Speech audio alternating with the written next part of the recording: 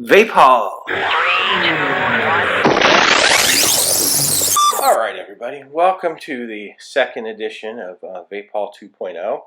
Up this time we have the Aspire Atlantis 2, also from my friends at Vapor Authority. Okay, unboxing again. It's very simple, very, okay, this one's got tape on the sides. See, they trick me normally. Tape over there. Tape on the sides, so you undo the tape. It's stuck on my finger. Boy, this was a good idea. So you flip it open. Here's the tank here, and I think this one might have some goodies underneath, or not. Aha!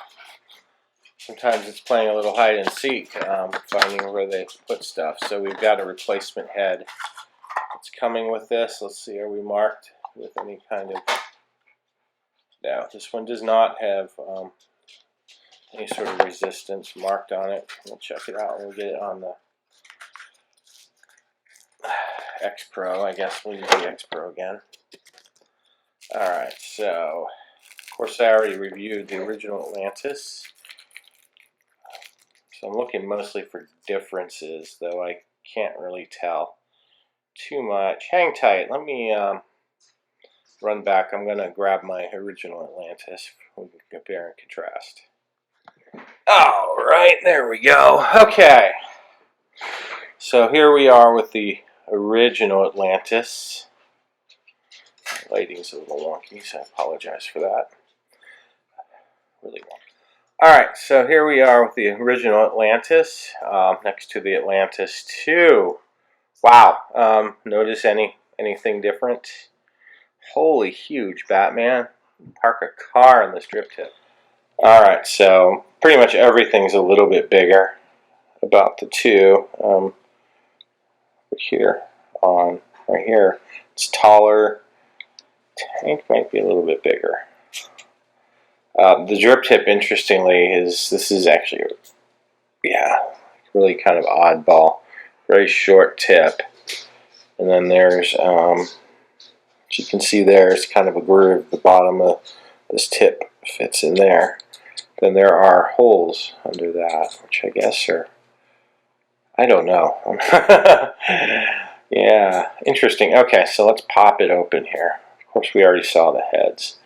But yeah, this has still got that big rubber gasket here that puts that thing on super tight. Then the chimney section here, make sure that's tightened up. By comparison, this one's going to be a little wet in here, but let's pop open the original Atlantis. Design's fairly similar. Let's pop this here. Interior, actually they're pretty close to the same thing on both of these. You can see there's a little bit different design in the chimneys if you look closely. It's kind of this step thing here on the new one. Okay. Alright, fun stuff. Let's go ahead and actually use the thing. How about that? Okay, so I like to remind you, cotton wicked tanks always pre-saturate the cotton. Sometimes I'll even do it here on the sides, though usually those will fill up pretty quick as soon as you set things up. So let's go ahead and dump some liquid in here. Okay, and make sure you line that guy up. Feels like you screw this thing on for half an hour.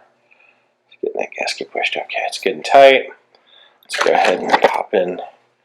Yeah, this is the setup from the last review because I'm doing this one about 20 seconds after I finish that one. So, which means I probably should not leave this running at 61.4 watts. I'm going to crank this down to a conservative 25, say. 22.7. We'll start at 22.7. Alright, I got the air. Hold this up so you can see it a little better. I got the... Really? A little awkward going on there for some reason. There we go. Just kind of got a long battery connector. Okay. Air hole's wide open. Let's just take a puff. It's sat for a few seconds. Make sure everything's good and saturated. That is like the most ridiculous airy draw ever. I'm sure there's a reason for that. I'm going to tighten it up down here just for fun.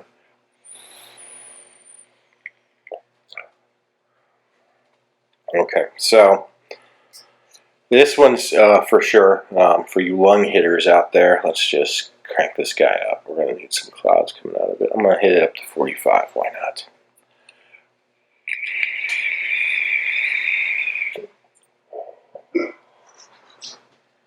Yeah, pretty much a lung rocket this one. All right, sorry about the interruption break. I also took the opportunity to swap out to a different PV. We got the X Pro BT50 here. The battery in the 80 was about done for. This is a fresh battery. I tried to crank this one up to the full 50, but it's like, no, it's only going to run at 40.6. I probably need to get a better battery in here, but this will work for the purposes. What I didn't mention before all that is this thing's dialing in at about, well, it's showing 2 ohms here because there's only one digit, one decimal place, but on the other one it was 0.29 ohm, so 0.3 ohm. Let's take another puff.